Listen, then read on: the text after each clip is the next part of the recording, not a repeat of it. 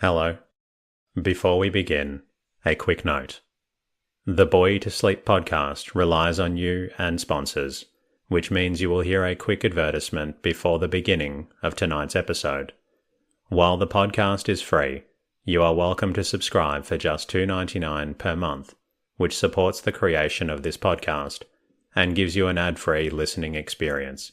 Simply click the link in the show notes from your podcast app. Rest easy. At Sierra, discover great deals on top brand workout gear, like high-quality walking shoes, which might lead to another discovery. 40,000 steps, baby! Who's on top now, Karen? You've taken the office step challenge a step too far. Don't worry, though. Sierra also has yoga gear. It might be a good place to find your zen. Discover top brands at unexpectedly low prices. Sierra, let's get moving.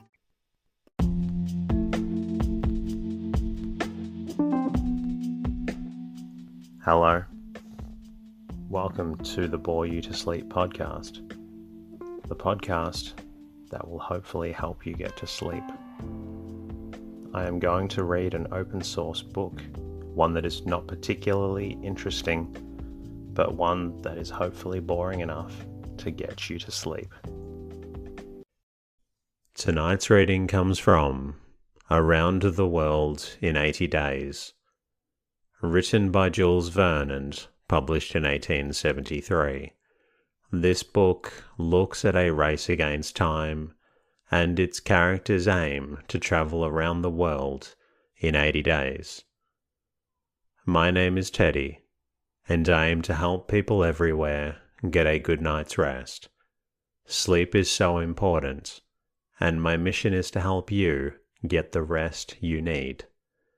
The podcast is designed to play in the background while you slowly fall asleep. For those of you who are new to the podcast, you may not know that it started from my own struggles with sleep. I wanted to create a resource for others facing similar challenges, and I'm so grateful for the amazing community we've built together. The podcast is self-made and self-produced, which is why you'll hear an ad at the beginning of each episode.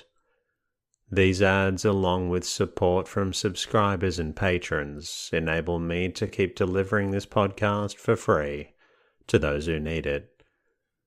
Thank you to everyone who shared their words of gratitude with me during the week, whether through the podcast app or via the website. If you find the podcast beneficial and would also like to help me on my journey with keeping it free for those who need it, there are a few small ways you can help to contribute. Follow the podcast in your podcast app and leave a comment. Become a subscriber for $2.99 per month. This removes Spotify ads and helps support episode creation. I understand if not everyone is in a position to subscribe. If that is the case, simply leaving a review and rating in your podcast app is a really appreciated way to support. Even one sentence really helps out. If you would like to, you can always say hello to me at boreyoutosleep.com. And of course, if you know someone who needs a good night's rest, please feel free to recommend the podcast to them. In the meantime, lie back, relax, and enjoy the readings. Around the World in 80 Days by Jules Verne. Chapter 1, in which Phileas Fogg and Passepartout accept each other, the one as master, the other as man. Mr. Phileas Fogg lived in 1872 at number 7 Savile Row, Burlington Gardens, the house in which Sheridan died in 1814. He was one of the most noticeable members of the Reform Club, though he seemed always to avoid attracting attention. An enigmatical personage about whom little was known, except that he was a polished man of the world. People said that he resembled Byron, at least that his head was Byronic. But he was a bearded, tranquil Byron, who might live on 1,000 years without growing old. Certainly an Englishman, it was more doubtful whether Phileas Fogg was a Londoner. He was never seen on 'Change, nor at the bank, nor in the counting rooms of the city. No ships ever came into the London docks of which he was the owner. He had no public employment. He had never been entered at any of the Inns of Court, either at the Temple or Lincoln's Inn, or Gray's Inn, nor had his voice ever resounded in the Court of Chancery, or in the Exchequer, or the Queen's Bench, or the ecclesiastical courts. He certainly was not a manufacturer, nor was he a merchant or a gentleman farmer. His name was strange to the scientific and learned societies, and he never was known to take part in the sage deliberations of the Royal Institution, or the London Institution, the Artisans' Association, or the Institution of Arts and Sciences. He belonged, in fact, to none of the numerous societies which swarm in the English capital, from the Harmonic to that of the Entomologists, founded mainly for the purpose of abolishing pernicious insects. Phileas Fogg was a member of the Reform, and that was all. The way in which he got admission to this exclusive club was simple enough. He was recommended by the Barings, with whom he had an open credit. His checks were regularly paid at sight from his current account, which was always flush. Was Phileas Fogg rich? Undoubtedly. But those who knew him best could not imagine how he had made his fortune, and Mr. Fogg was the last person to whom to apply for the information. He was not lavish, nor on the contrary, avaricious, for whenever he knew that money was needed for a noble, useful, or benevolent purpose, he supplied it quietly and sometimes anonymously. He was, in short, the least communicative of men. He talked very little, and seemed all the more mysterious for his taciturn manner. His daily habits were quite open to observation, but whatever he did was so exactly the same thing that he had always done before, that the wits of the curious were fairly puzzled. Had he travelled, it was likely, for no one seemed to know the world more familiarly. There was no spot so secluded that he did not appear to have an intimate acquaintance with it. He often corrected, with a few clear words, the 1,000 conjectures advanced by members of the club as to lost and unheard of travellers, pointing out the true probabilities, and seeming as if gifted with a sort of second sight. So often did events justify his predictions. He must have travelled everywhere, at least in the spirit. It was at least certain that Phileas Fogg had not absented himself from London for many years.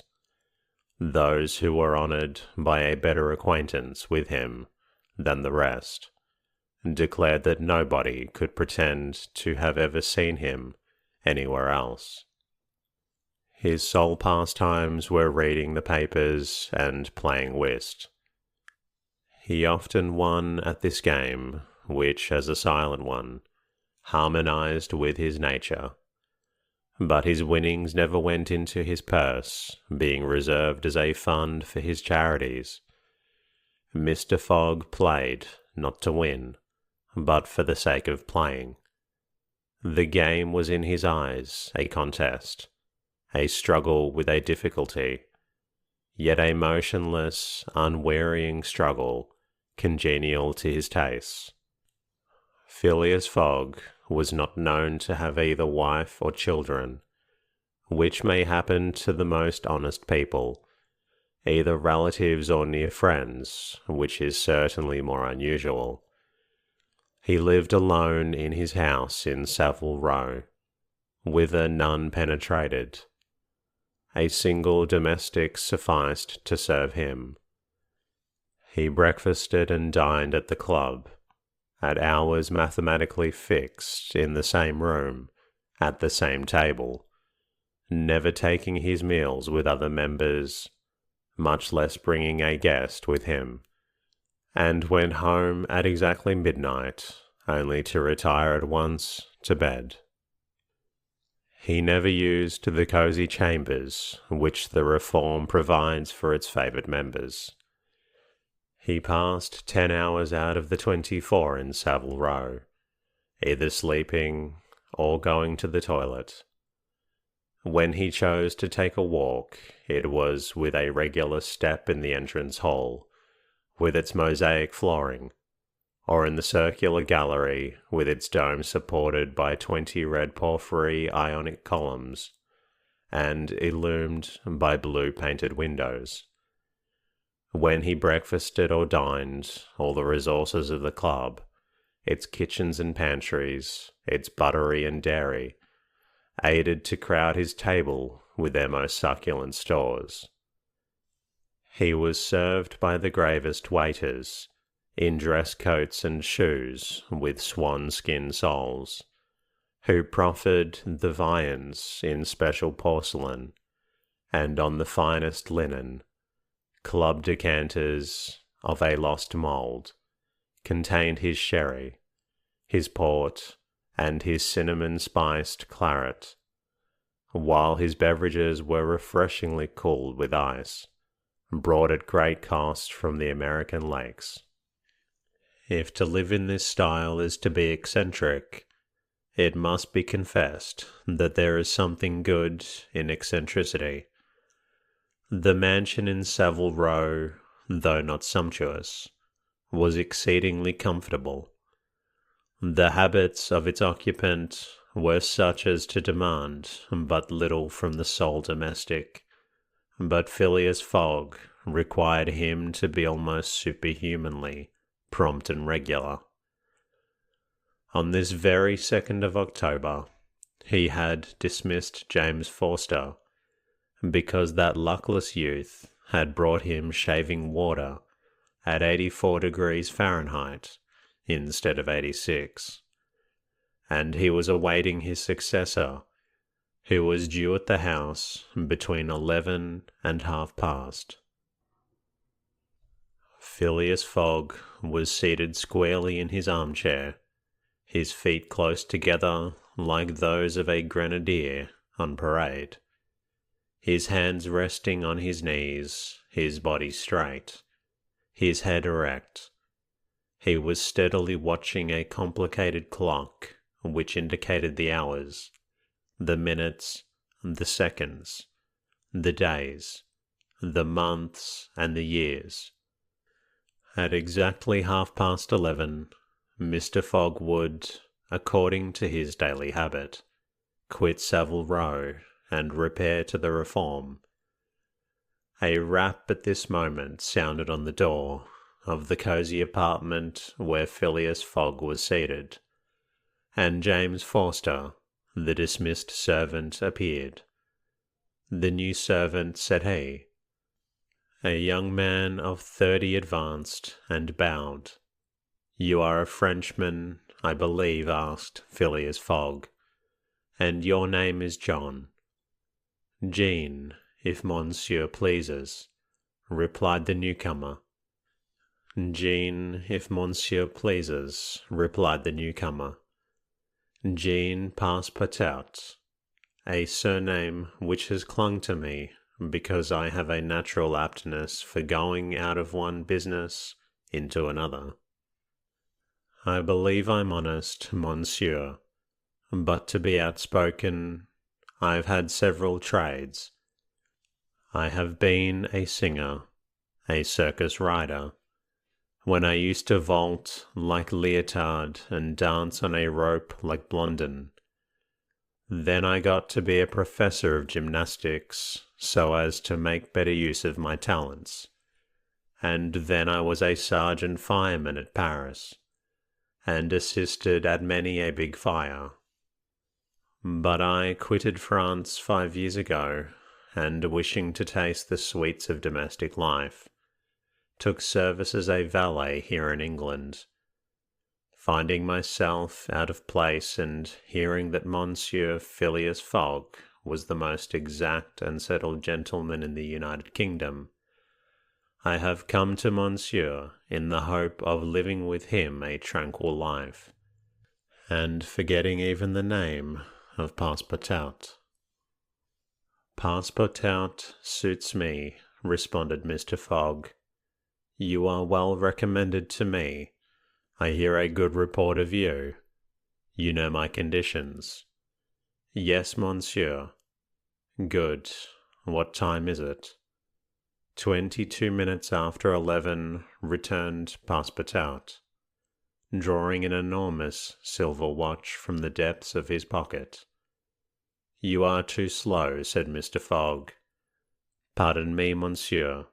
It is impossible. You are 4 minutes too slow. No matter. It's enough to mention the error. Now from this moment, 29 minutes after 11 a.m. this Wednesday, 2nd of October, you are in my service.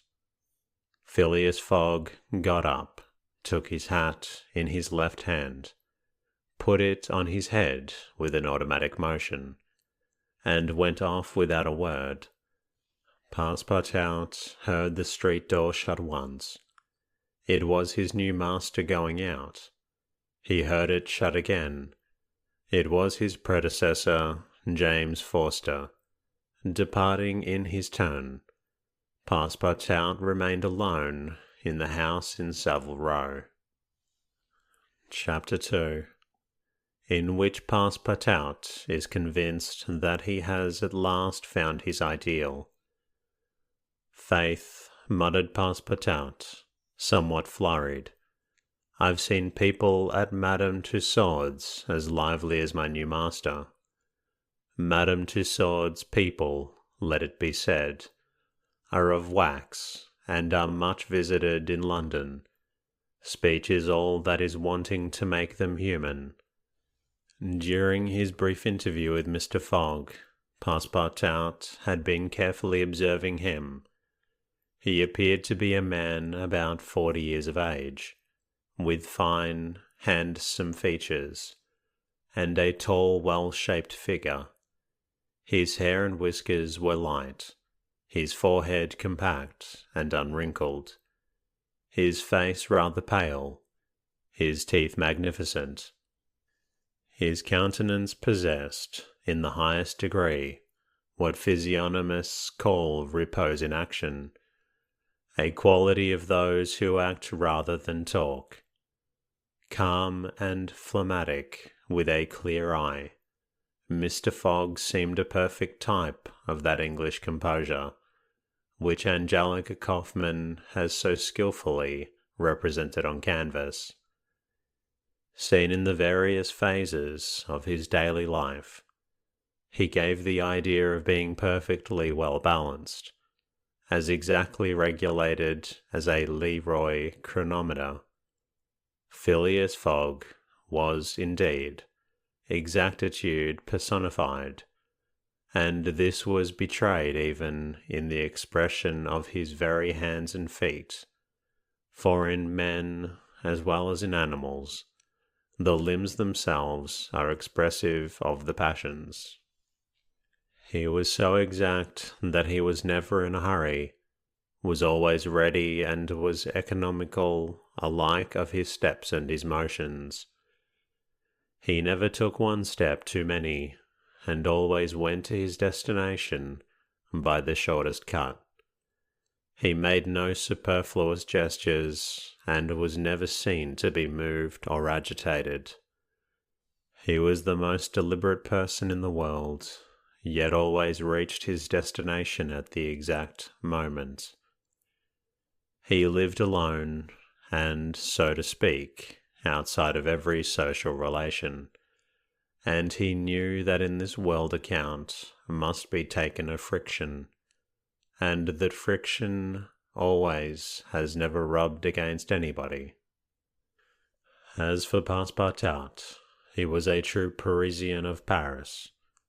Since he had abandoned his own country for England, taking service as a valet, he had in vain searched for a master after his own heart. Passepartout was by no means one of those pert dunces depicted by Molière, with a bold gaze and a nose held high in the air. He was an honest fellow with a pleasant face, lips a trifle protruding, soft-mannered and serviceable, with a good round head, such as one likes to see on the shoulders of a friend. His eyes were blue, his complexion rubicund, his figure almost portly and well-built, his body muscular, and his physical powers fully developed by the exercises of his younger days. His brown hair was somewhat tumbled, for while the ancient sculptors are said to have known 18 methods of arranging Minerva's tresses, Passepartout was familiar with but one of dressing his own. 3 strokes of a large tooth comb completed his toilet. It would be rash to predict how Passepartout's lively nature would agree with Mr. Fogg. It was impossible to tell whether the new servant would turn out as absolutely methodical as his master required. Experience alone could solve the question. Passepartout had been a sort of vagrant in his early years, and now yearned for repose, but so far he had failed to find it, though he had already served in 10 English houses. But he could not take root in any of these. With chagrin, he found his masters invariably whimsical and irregular, constantly running about the country, or on the lookout for adventure.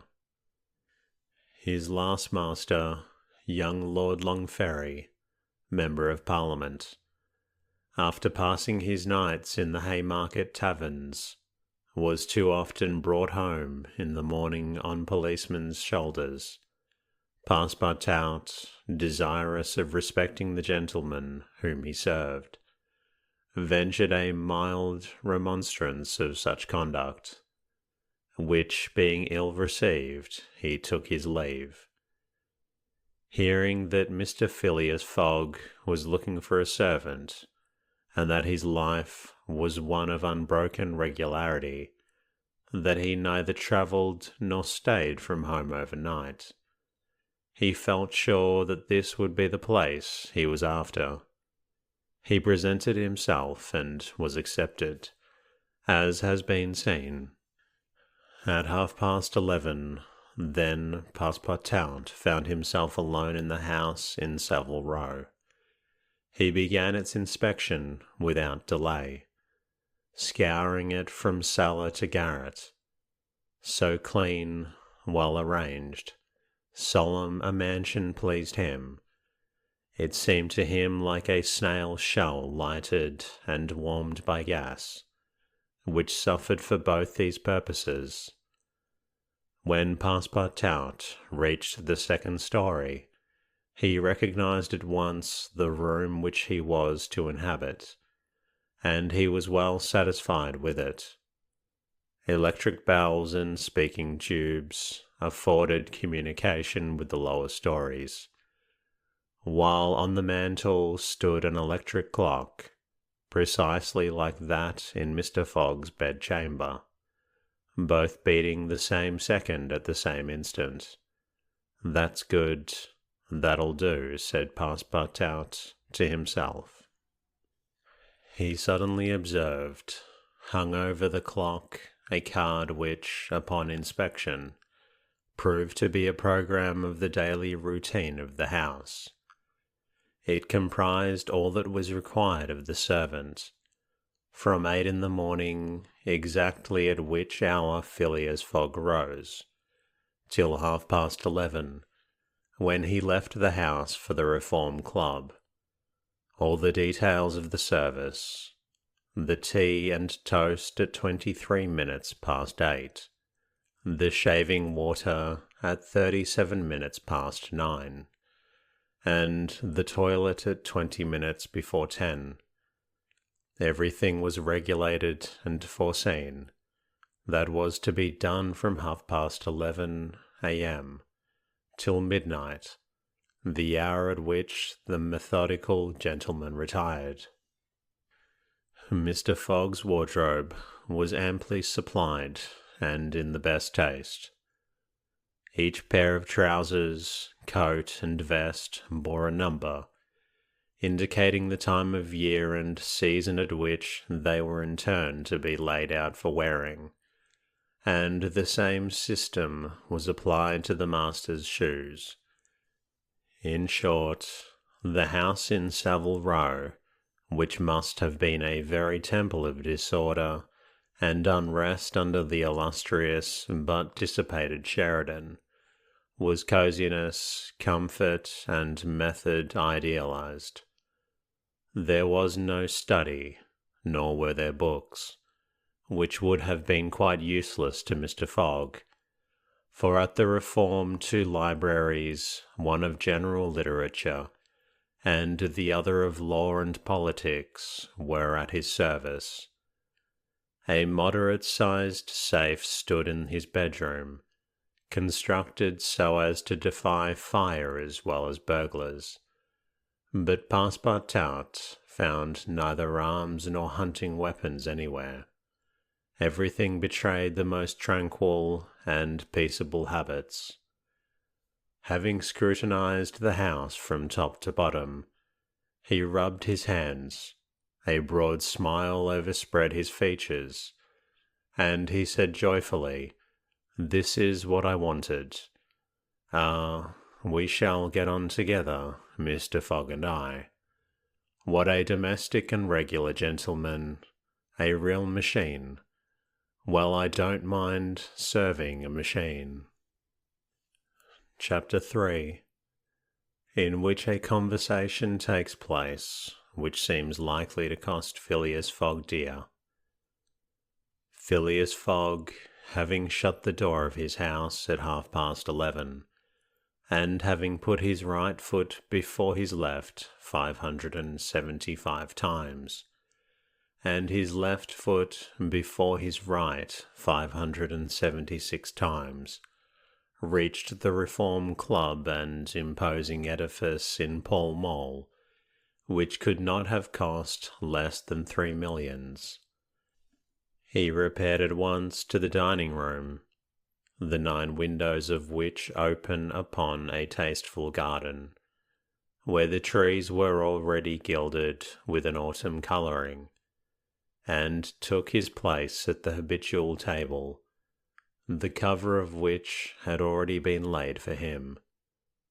His breakfast consisted of a side dish, a broiled fish with reading sauce, a scarlet slice of roast beef garnished with mushrooms, a rhubarb and gooseberry tart, and a morsel of Cheshire cheese, the whole being washed down with several cups of tea, for which the Reform is famous. He rose at 13 minutes to 1, and directed his steps towards the large hall, a sumptuous apartment adorned with lavishly framed paintings. A flunky handed him an uncut Times, which he proceeded to cut with a skill which betrayed familiarity with this delicate operation. The perusal of this paper absorbed Phileas Fogg until 4:15, whilst the Standard, his new task, occupied him till the dinner hour. Dinner passed as breakfast had done, and Mr. Fogg reappeared in the reading room and sat down to the Pall Mall at 20 minutes before 6. Half an hour later, several members of the Reform came in and drew up the fireplace, where a coal fire was steadily burning. They were Mr. Fogg's usual partners at whist: Andrew Stewart, an engineer, John Sullivan and Samuel Fallentin, bankers, Thomas Flanagan, a brewer, and Gauthier Ralph, one of the directors of the Bank of England, all rich and highly respectable personages, even in a club which comprises the princes of English trade and finance. "Well, Ralph," said Thomas Flanagan, "what about that robbery?" "Oh," replied Stewart, "the bank will lose the money." "On the contrary," broke in Ralph, "I hope we may put our hands on the robber. Skillful detectives have been sent to all the principal ports of America and the continent, and he'll be a clever fellow if he slips through his fingers." "But have you got the robber's description?" asked Stewart. "In the first place, he is no robber at all," returned Ralph positively. "What? A fellow who makes off with £55,000 no robber?" "No." "Perhaps he's a manufacturer then?" "The Daily Telegraph says that he is a gentleman." It was Phileas Fogg, whose head now emerged from behind his newspapers, who made this remark. He bowed to his friends and entered into the conversation. The affair which formed its subject, and which was town talk, had occurred 3 days before at the Bank of England. A package of banknotes to the value of £55,000 had been taken from the principal cashier's table, that functionary being at the moment engaged in registering the receipt of 3 shillings and 6pence. Of course, he could not have his eyes everywhere. Let it be observed that the Bank of England reposes a touching confidence in the honesty of the public. There are neither guards nor gratings to protect its treasures. Gold, silver, banknotes are freely exposed at the mercy of the first comer. A keen observer of English customs relates that, being in one of the rooms of the bank one day, he had the curiosity to examine a gold ingot weighing some 7 or 8 pounds. He took it up, scrutinized it, passed it to his neighbour, he to the next man, and so on until the ingot, going from hand to hand, was transferred to the end of a dark entry, nor did it return to its place for half an hour. Meanwhile, the cashier had not so much as raised his head, but in the present instance things had not gone so smoothly, the package of notes not being found when 5 o'clock sounded from the ponderous clock in the drawing office. The amount was passed to the account of profit and loss. As soon as the robbery was discovered, picked detectives hastened off to Liverpool, Glasgow, Suez, Brindisi, New York, and other ports, inspired by the proffered reward of £2,000 and 5% on the sum that might be recovered. Detectives were also charged with narrowly watching those who arrived at or left London by rail, and a judicial examination was at once entered upon. There were real grounds for supposing, as the Daily Telegraph said, that the thief did not belong to the professional band. On the day of the robbery, a well-dressed gentleman of polished manners, and with a well-to-do air, had been observed going to and fro in the paying room where the crime was committed. A description of him was easily procured and sent to the detectives, and some hopeful spirits, of whom Ralph was one, did not despair of his apprehension. The papers and clubs were full of the affair, and everywhere people were discussing it, the probabilities of a successful pursuit, and the Reform Club was especially agitated, several of its members being bank officials. Ralph would not concede that the work of detectives was likely to be in vain, for he thought that the prize offered would greatly stimulate their zeal and activity. But Stuart was far from sharing this confidence, and as they placed themselves at the whist table, they continued to argue the matter. Stuart and Flanagan played together, while Phileas Fogg had Fallentin for his partner.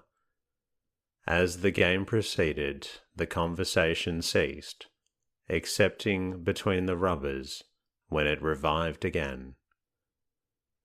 And that concludes tonight's readings. I hope you've enjoyed listening to this story. If you're not quite tired yet, you're always welcome to listen to another episode of the Boy to Sleep podcast. Until next time, good night.